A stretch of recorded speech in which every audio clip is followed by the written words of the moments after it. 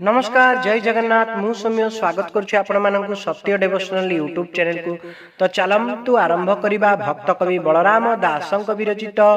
ब्रह्मांड भूगोलर 49 अध्याय। अर्जुन उवाच अर्जुन विनय भावरे पढ़ई कृष्णर पयरे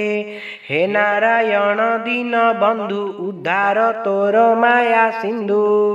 परमार्थरे जे कहिल शरीर अर्थ गुप्त कल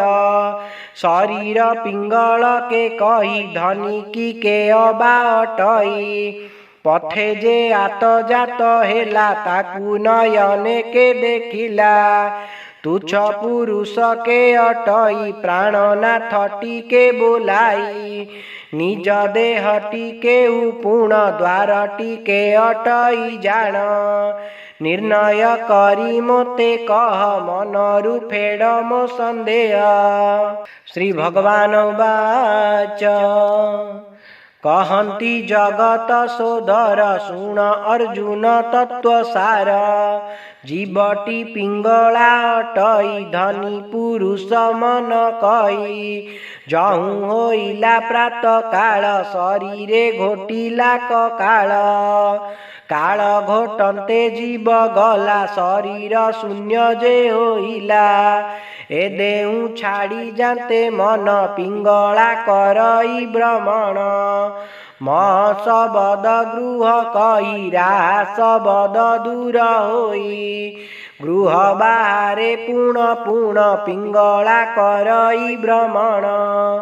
पक्षी जे अकाट अटई शून्य शबदे खेलु थाई चक्षु पुरुष काम अर्थ ज्योति पुरुष प्राणनाथ अनेक बेल परिजन्ते पिंगला चाहुथिला पथे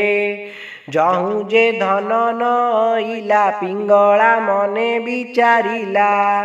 बोलई अन्य कार्य नाही कृष्ण चरणे जीवी मुई एतेज हृदरे पांचिला नयन टेकी अनाइला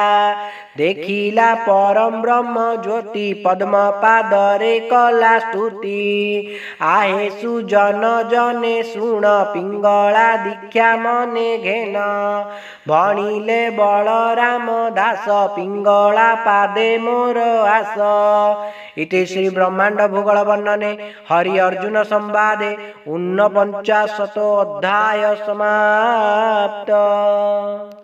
जदि आपण मानक आमर ये वीडियो भल लगता है तेबे मो चैनल को लाइक शेयर सब्सक्राइब करने को अनुरोध। जय जगन्नाथ जय पंचसखा।